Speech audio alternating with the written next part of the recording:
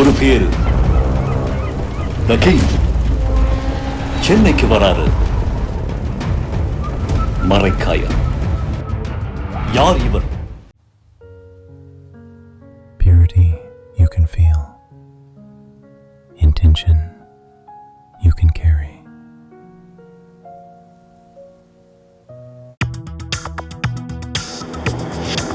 Delivering smiles all around the professional careers. Reach us to reach them. டெல்லியில முதலமைச்சர் திரு விஜயை திரு அமித்ஷா சந்திக்கவில்லை, சந்திப்பு நடைபெறவில்லை. என்ன காரணம்? ஒரு பேச்சுவார்த்தை நடத்தி கார்டியல் ரிலேஷன்ஷிப் வைக்க வேண்டும் என்று தான் அவர் டெல்லிக்கு வர வந்தார். ஜனாதிபதி பார்க்க டைம் கேட்டிருந்தார், துணை ஜனாதிபதி பார்க்க டைம் கேட்டிருந்தார். அதெல்லாம் நடக்கல. அமித்ஷா கிட்ட டைம் கேட்டது உண்மையா பொய்யா என்பது விஜய் அலுவலகம் தான் அறிவிக்க வேண்டும். அமித்ஷா பார்த்து அவமரியாதை, அமித்ஷா பார்க்கலைங்கிறதெல்லாம் ஒரு விதம் இருக்கு. ஜனாதிபதியை பார்க்கலைங்களே. விஜய் அவர்கள் தமிழ்நாட்டின் முதலமைச்சரை தவிர தமிழ்நாட்டின் சீஃப் எக்ஸிகியூட்டிவ் ஆஃபீஸர் CEO மாதிரி ஒரு கம்பெனி அஃபேர்ஸ் மாதிரி பண்றாரோ எனக்கு மனசுல ஒரு ஆர்வம் வந்துருக்கு. எம்எல்ஏக்கள் இன்னும் எத்தனை பேர் தாவ இருக்காங்க? பல எம்எல்ஏக்களுக்கு அதிமுகவில் இருந்து திமுகவில் இருந்து போய் தமிழ் வெற்றி கழகத்திலே சேரலாமா என்ற ஒரு நப்பாசை வர ஆரம்பிச்சிருச்சுங்க. அது ஒரு புது ட்ரெண்டா நான் பாக்குறேன். எப்படி அண்ணா திராவிட முன்னேற்ற கழகத்தில் ஒரு ரெவல்யூஷன் நடக்குதோ, ஒரு இம்ப்ளோஷன் உள்ளே வெடிச்சு இருக்குதோ, அதே மாதிரியான ஒரு நிலைமையை ஜூன் மாதம் ஐயா கலைஞர் பர்த்டேக்கு பிறகு திராவிட முன்னேற்ற கழகத்திலும் இந்த வெடிக்கும், பட்டாசு வெடிக்கும், அணுகுண்டு வெடிக்கும் தான் எனக்கு கிடைக்கக்கூடிய செய்திகள் தெரிவிக்கின்றன. நிஜந்தன். வணக்கம் ஆகாயம் நண்பர்களே. டெல்லியில் முதலமைச்சர் திரு விஜயை ஏன் திரு அமித்ஷா சந்திக்கவில்லை? திருமதி சோனியா காந்தி, திரு ராகுல் காந்தி ஆகியோரையும் திரு விஜய் ஏன் சந்திக்கவில்லை? இதன் பின்னணி இன்னும் எத்தனை அதிமுகவினர் தாவேகாவில் இணையவிருக்கிறார்கள்? இதை பற்றி பேசுவதற்காக மூத்த பணியாளர் டெல்லி ராஜகோபாலன் நம்முடன் இணைகிறார். வணக்கம் திரு ராஜகோபால். நமஸ்காரம். நமஸ்காரம் நிஜந்தன். வணக்கம் திரு ராஜ். வணக்கம் வணக்கம் வணக்கம். டெல்லியில முதலமைச்சர் திரு விஜயை திரு அமித்ஷா சந்திக்கவில்லை, சந்திப்பு நடைபெறவில்லை. என்ன காரணம்? தமிழக முதலமைச்சராக விஜய் பதவியேற்ற பிறகு டெல்லிக்கு வந்து டெல்லியினுடைய அரசியலையும் டெல்லியினுடைய தலைவர்களையும் பார்த்து புரிந்து அடுத்து வரக்கூடிய ஜூன் 15ஆம் தேதிக்குள் தமிழக சட்டமன்றத்தை கூட்டி நிதிநிலை அறிக்கை சமர்ப்பிப்பதற்கு முன்னதாக மத்திய அரசாங்கத்துடன் ஒரு பேச்சுவார்த்தை நடத்தி கார்டியல் ரிலேஷன்ஷிப் வைக்க வேண்டும் என்று தான் அவர் டெல்லிக்கு வந்தார். பல அப்பாயின்மெண்ட்ஸை கேட்டாங்க. ஆர்வமுள்ள பத்திரிகைக்காரர்கள், விஜய்க்கு வேண்டப்பட்டவர்கள், வேண்டப்படாதவர்கள் இருவருமே சேர்ந்து கொண்டு விஜய்க்கு வந்து இத்தனை பேர் பார்க்கிறார், அத்தனை பேர் பார்க்கறான்னு போட்டாங்க, இன்க்ளூடிங் மை செல்ஃப். ஜனாதிபதி பார்க்க டைம் கேட்டிருந்தாரு, துணை ஜனாதிபதி பார்க்க டைம் கேட்டிருந்தாரு. அதெல்லாம் நடக்கல. அமித்ஷா கிட்ட டைம் கேட்டது உண்மையா பொய்யா என்பது விஜய் அலுவலகம் தான் அறிவிக்க வேண்டும். காரணம், அமித்ஷா அலுவலகத்தில் ஒரு விதமான போன் வரவில்லை என்று தான் சொல்லுகிறார்கள் அமித்ஷா தரப்பிலிருந்து கேட்ட பொழுது.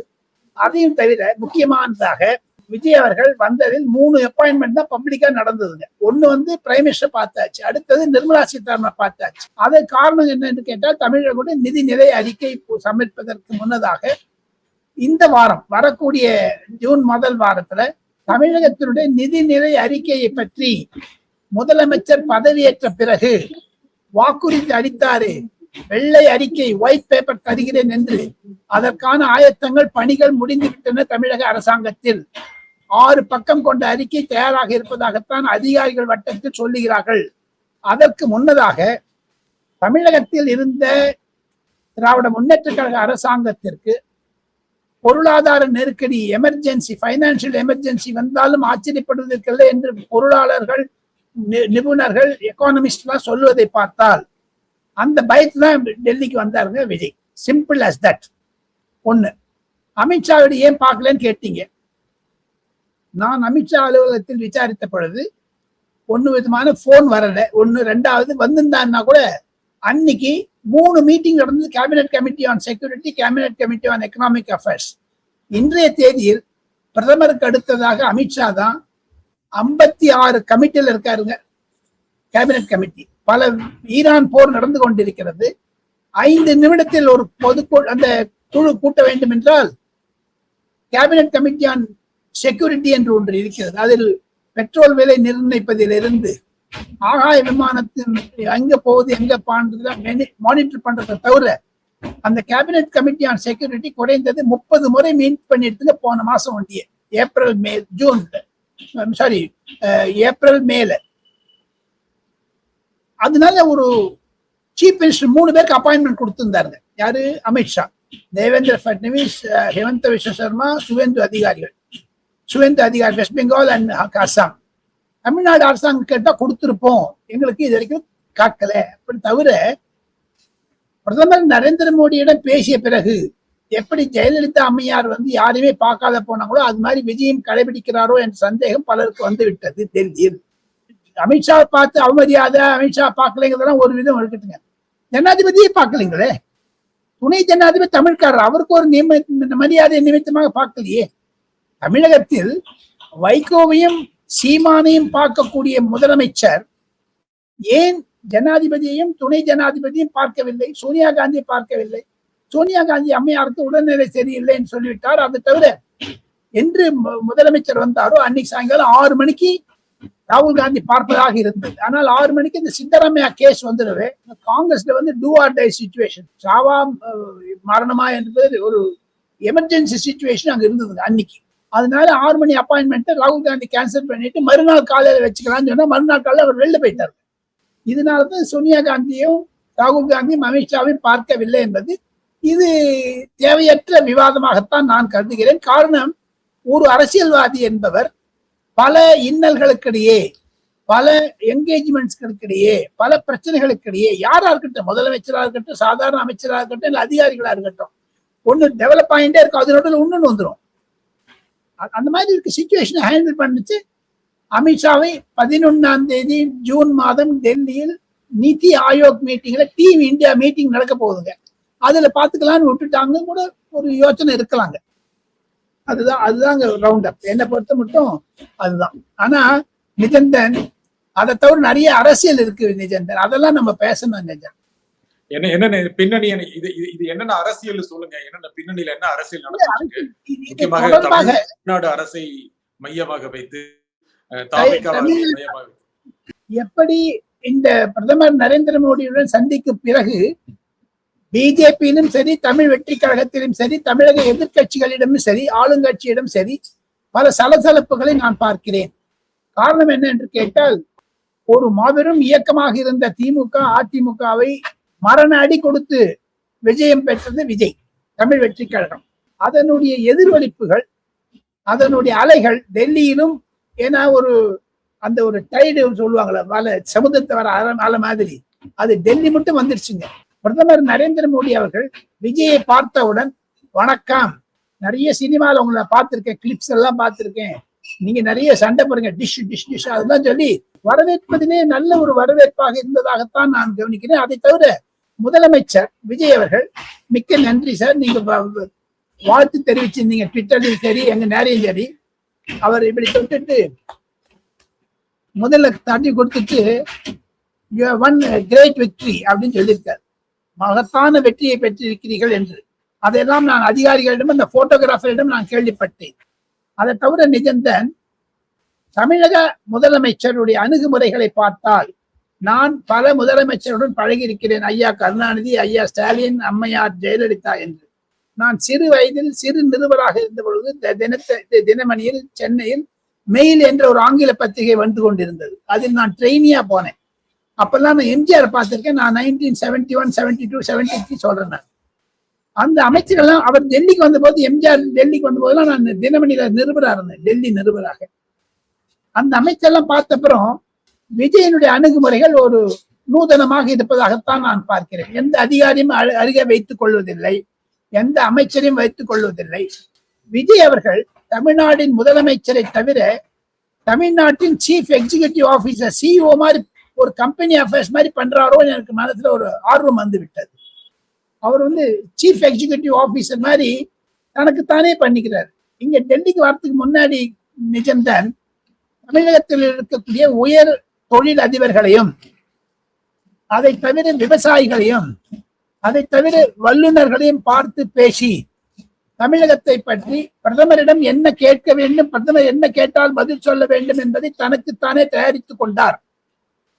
பிரதமரை பார்த்த பிறகு அம்மையார் நிர்மலா சீதாராமனிடம் தமிழ் பேசி மிகவும் உற்சாகத்துடன் இருந்தார்.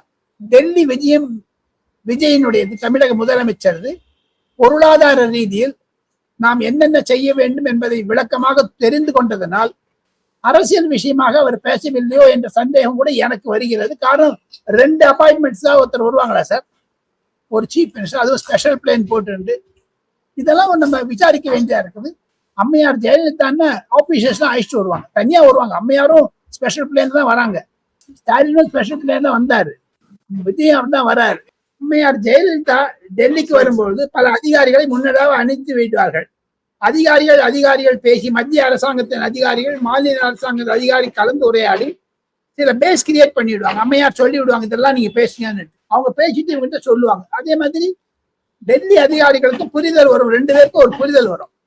அதை தவிர சீஃப் செக்ரட்டரி சாய்குமார் அவர்கள் 2 நாள் முன்னதாகவே டெல்லிக்கு வந்து அனைத்து விஷயங்களையும் செய்திப்படுத்தி விட்டார். ஆனால் விஜய் அவர்களுடன் ஒரு அமைச்சர் வரவில்லையே என்ற ஒரு தாபங்கள் என் மனதில் இருக்கிறது. ஏன்னா ஒவ்வொரு டிபார்ட்மெண்ட்டுக்கும் நீங்க கொடுத்துட்ட அப்புறம் எல்லாத்தையும் நீங்களே பண்றீங்களே என்ற ஒரு எண்ணம் கூட வரும். ஆனா as I told you, அவர் தமிழ்நாட்டினுடைய முதலமைச்சரை விட தமிழ்நாடு சிஓ என்று தான் அவர் நினைத்துக் கொள்ளுங்க. ஏன்னா டோட் சூட் மட்டும் போட்டு வர்றாரு.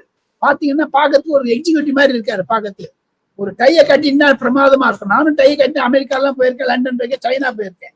அவர் தமிழ்நாட்டில கட்சி அடிக்கு சும்மா சிக்கு வர்றாரு. அதுதான் என்னுடைய கருத்து. சரி, இப்ப தமிழ்நாட்டு அரசியல் என்ன நடக்கு? அதிமுக பாதி பேர் போயிருவாங்கன்னா அதிமுக 90% வந்துருவாங்க அப்படின்னு ஆதவர்ஜன சொல்றாரு. என்ன நடக்கும்? எம்எல்ஏக்கள் இன்னும் எத்தனை பேர் தாவ இருக்காங்க? தமிழகத்தை பொறுத்த மட்டும் தமிழ் வெற்றி கழகம் வெற்றி பெற்ற பிறகு இன்னும் விஜய் அவர்கள் 15 ஆண்டுகள் 10 ஆண்டுகள் இருப்பார் என்ற ஒரு பொது நல ஒரு கருத்து உருவாகிய பிறகு பல எம்எல்ஏக்களுக்கு அதிமுகவில் இருந்து திமுகவிலிருந்து போய் தமிழ் வெற்றி கழகத்திலே சேரலாமா என்ற ஒரு நப்பாசை வர ஆரம்பிச்சிருச்சுங்க. அது ஒரு புது ட்ரெண்டா நான் பாக்குறேன். உதாரணத்துக்கு அதிமுகவில் சட்ட ரீதியாக சட்டத்திற்கு பயந்து கொண்டு சட்டத்தில் தவிர தேர்தலை எதிர்நோக்க வேண்டி இருக்குமோ என்ற அச்சத்தில், ஏன்னா ஒவ்வொருத்தரும் 5 கோடி 10 கோடி 20 கோடி செலவிச்சுட்டு வந்திருக்காங்க அதிமுக. அதையெல்லாம் தவிர இப்ப அதிமுக 47 பேர் ஜெயிச்சிருக்காங்கன்னா அந்தந்த தொகுதிகளில் தமிழ் வெற்றி கழகத்திடமிருந்தான் வெற்றி பெற்றிருக்கிறார்கள். தமிழ் வெற்றி கழகம் தான் தோல்வி அடைந்திருக்கிறது. அந்தந்த இடத்துல சில இடத்துல டிஎம்கே இருந்திருக்கும், சில இடத்துல வேறதான கட்சி இருந்திருக்கும். ஆனா திருப்பி அந்த இடத்துல எலெக்ஷன் வந்ததுன்னா அந்த தமிழ் வெற்றி கழகத்து வேட்பாளருக்கு முதல்வரி தருவீங்களா, ப்ரையாரிட்டி தருவீங்களா, இல்ல ஏடிஎம்கே வந்து ப்ரையாரிட்டி தருவீங்களா? அந்த ஒரு குழப்பம் இருக்குமோ இல்லையோ. அதுல விஜய் சிக்கலில் மாட்டிக்கொண்டு விடுவார். எடப்பாடி பழனிசாமிக்கு ஒண்ணு கழுத்து சீவிர மாதிரி ஒண்ணு இல்லை. காரணம் என்ன என்று கேட்டால், இப்ப பாருங்க CV சண்முகமும் விஜய் பாஸ்கரும் வெளில போகணும்னு சொல்றாங்க. அவர் ரிசைன் பண்ணிடுவாங்க. இப்போ அது இந்த கட்சி காவல் சட்டத்தை வராது. கும்பலா போல பாருங்க, இண்டிவிஜுவலா போறாங்க. இப்ப முதல்ல கும்பலா போனாங்க ஏடிஎம்கே, இப்ப இண்டிவிஜுவலா போக ஆரம்பிக்கிறாங்க.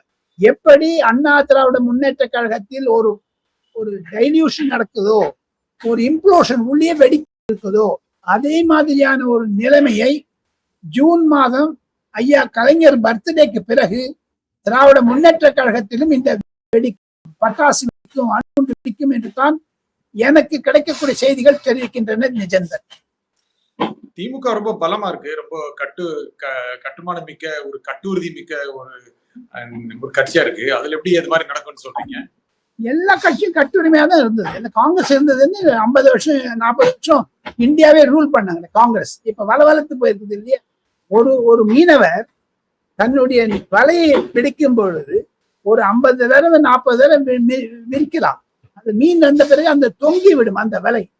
ஒரு மீனவரிடம் நான் கற்றுக்கொண்டது என்ன என்று கேட்டால், 3 மாதத்திற்கு அடுத்தது ஒரு புது வலையை வீச வேண்டும், பழைய வலையை விட்டுருவாங்க. அதே மாதிரி ஒவ்வொரு கட்சிக்கும் 20 வருஷம் 30 வருஷம் இருக்குது. திமுகவும் உள்ள இம்ப்ளோஷன் நடந்து கொண்டிருக்கிறது என்பதைத்தான் பல திமுக தலைவர்களும் பேசும்பொழுது நான் புரிந்து வந்துகிறேன். கண்டிப்பாக ஐயா ஓ பன்னீர்செல்வம் அவர்களை மற்றும் அதிமுகவிலிருந்து வந்த திமுகவில் சேர்ந்து திமுகவில் இணைந்த பலரை ஐயா ஸ்டாலின் அவர்கள் வெளிப்படையாக சொல்லிவிட்டார்.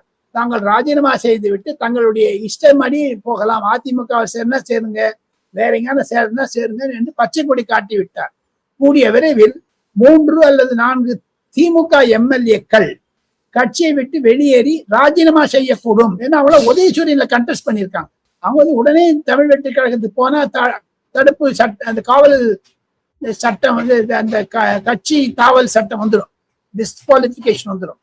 அதை தவிர இன்னொன்னு, தமிழகத்தினுடைய சட்டமன்றம் 15ஆம் தேதி ஜூன் மாதம் கூட இருப்பதாக டெல்லியில் நான் கேள்விப்பட்டேன். அதற்கு முன்னதாக ஆளுநர் உரை இருக்கும், அதற்கு முன்னதாக வெள்ளை அறிக்கை இருக்கும். அப்பொழுது ஜூன் 3ஆம் தேதி, 4ஆம் தேதி, 5ஆம் தேதி பிறகு 3 அல்லது 4 திமுகவில் இருக்கக்கூடிய முக்கிய முன்னாள் அமைச்சர்களை தமிழ் வெற்றி கழக அரசு கைது செய்ய இருக்கிறது. அப்படி செய்வார்களே ஆனால் முகாந்திரம் என்ன? எஃப்ஐஆர் என்போர்ஸ்மெண்ட் டைரக்டரேட் கொடுத்த முகாந்திரம் எஃப்ஐஆர். ஐயா ஸ்டாலின் எஃப்ஐஆர் வாண்டான்னு ஐயா முதலமைச்சர் விஜய் அவர்கள் எஃப்ஐஆர் சாங்ஷன் கொடுத்துருவார். இப்போ ஒரு சட்ட சிக்கலில் மாற்றிக் கொண்டிருக்கிறது ஸ்டாலின் அரசு. திமுக அரசு சிபிஐக்கு பர்மனண்டாவே சிபிஐனுடைய என்கொயரி பர்மிஷனை வித்ட்ரா பண்ணிட்டாங்க அங்க ஸ்டேட் கவர்மெண்ட். இப்ப விஜய் வந்து ரீஇன்ட்ரோடியூஸ் பண்ணணும். அதுக்கு சட்ட ரீதியாக 1 வாரம் 10 நாள் ஆகும். அதற்கு மத்திய அரசாங்கம் அனுமதி தர வேண்டும். தமிழக அரசாங்கத்திலிருந்து சீஃப் செக்ரட்டரி கிட்ட லெட்டர் வரணும். அந்த ப்ராசஸ் தான் நடந்திருக்குன்னு தான் நான் கேள்விப்பட்டேன். இப்போ என்போர்ஸ்மெண்ட் டைரக்டரேட் வந்து ஸ்டாலின் அரசில் இருக்கும் பொழுது டைரக்டர் ஜெனரல் ஆஃப் போலீஸ்க்கு எஃப்ஐஆர் ஃபைல் பண்ணுங்கன்னு கொடுத்தாங்க, அவர் பண்ணாத விட்டாங்க. இப்ப மீண்டும் அந்த கடிதம் வந்திருக்கிறது. இப்பொழுது 3வது மந்திரி மீது வந்திருக்கிறது. ஆக இதெல்லாம் கொஞ்சம் அடுக்கடுக்கா பைல பண்ணிட்டே போறதுனால ஒரு 10 நாள்ல அவன் சாங்ஷன் கொடுத்துருவார் விஜய்னா டெல்லியில கேள்விப்படுறான். இப்ப ஒன்னொன்னா பார்த்துட்டு வர்றாரு ஒவ்வொரு டிபார்ட்மெண்ட்ல. எப்ப இந்த திமுக அமைச்சர்கள் மீது அந்த நடவடிக்கை எடுக்க போகிறாரோ விஜய், அப்பொழுது திமுகவில் உள்ள ஒரு மாபெரும் குழப்பம் ஏற்பட்டாலும் ஆச்சரியப்படுவதற்கில்லை. உதாரணத்துக்கு சொல்லுகிறேன், அரசியல் ரீதியாக லோக்சபா ஸ்பீக்கர் ஓம் பிர்லாவிற்கு அவசரப்பட்டு கொண்டு ஏன் கனிமொழி அம்மையார் கடிதம் எழுதி திராவிட முன்னேற்ற கழகத்தினுடைய எம்பிக்களுக்கு தனி சீட்டு கொடுங்கன்னு ஏன் கேட்கணும்? அதுக்கு இதுக்கு சம்பந்தம் இருக்கான்னு கேட்பீங்க. இருக்குன்னு தான் நான் சொல்லுவேன். காங்கிரஸ் இருந்து வெளிவந்த பிறகு அந்த திமுக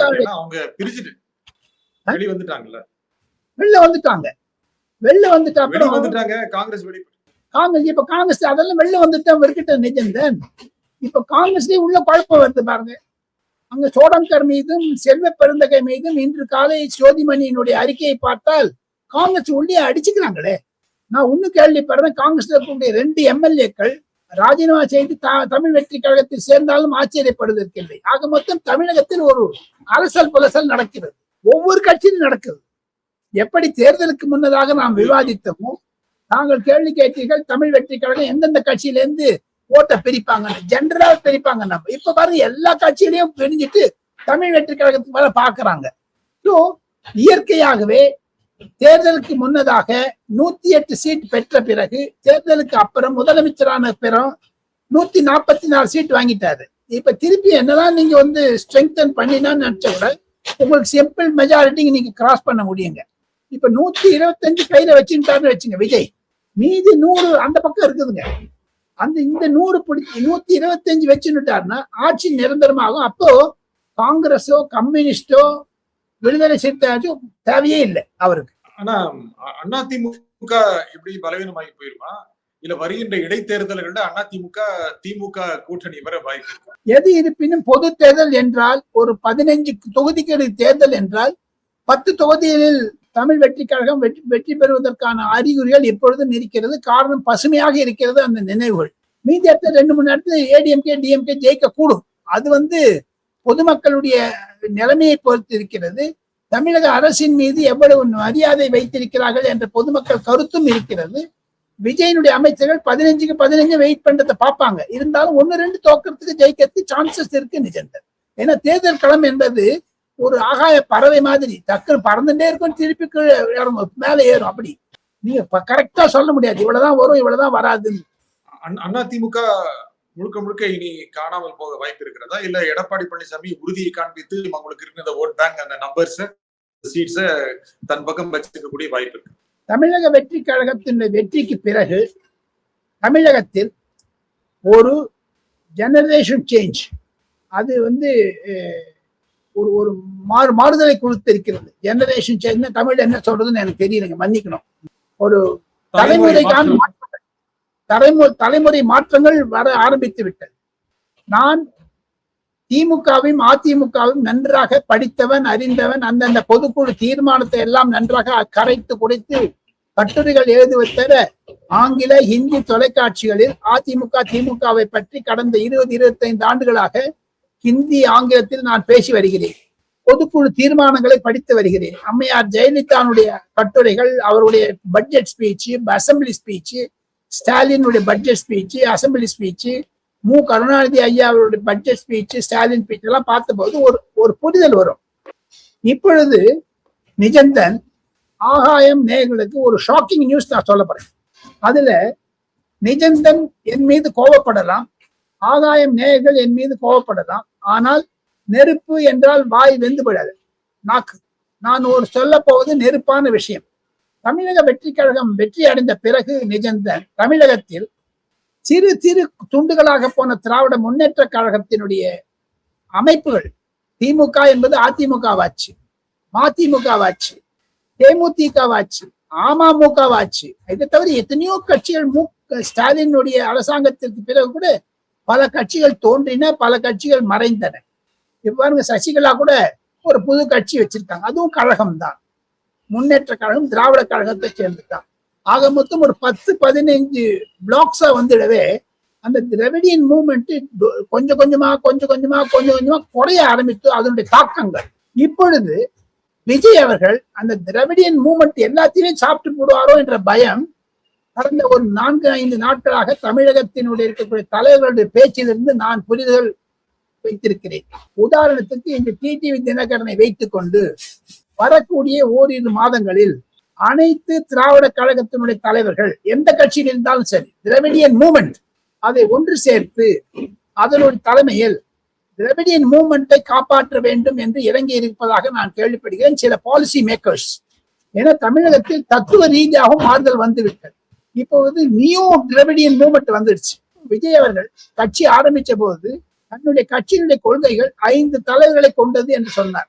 அதில் ஐயா ஈவி ராமசுவாமி நாயக்கர், ஐயா காமராஜர் போன்ற, ஐயா அண்ணாதுரை போன்ற கருத்துக்களை எல்லாம் சாரத்தை வைத்துக் கொண்டு திராவிட கட்சியினுடைய சாரம் கடவுள் மறுப்பு. ஆனால் விஜய் திராவிட கொள்கையை எடுத்துக் கொண்டிருக்கிறார், ஆனால் கடவுளை நம்புகிறார். கடந்த சட்டசபை தேர்தலுடைய பதவியேற்பு பிரமாணம் போதும் மந்திரி சபை பதவியேற்பு அனைத்து மந்திரிகளும் கடவுள் மீது சபதம் எடுத்து, அதாவது வாய்மொழி எடுத்துக் கொண்டார்கள்.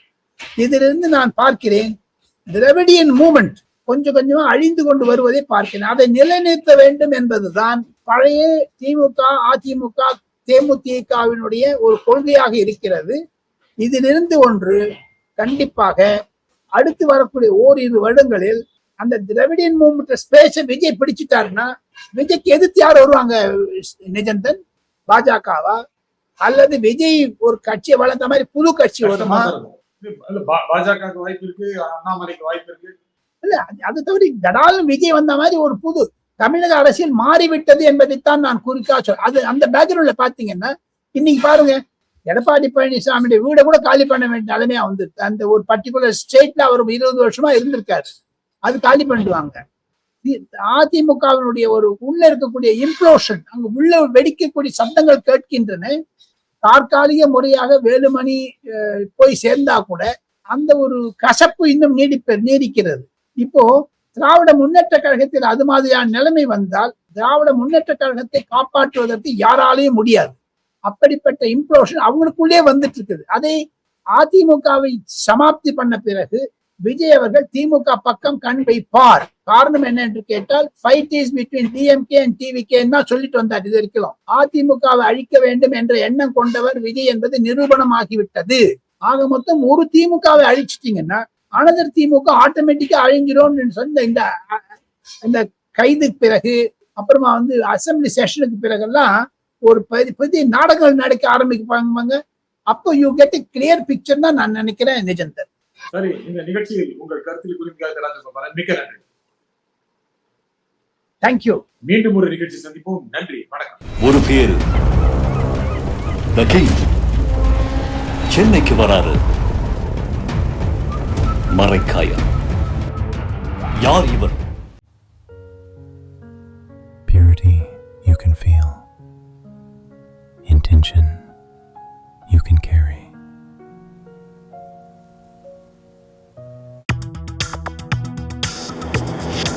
delivering smiles all around the professional careers. Reach us to reach them.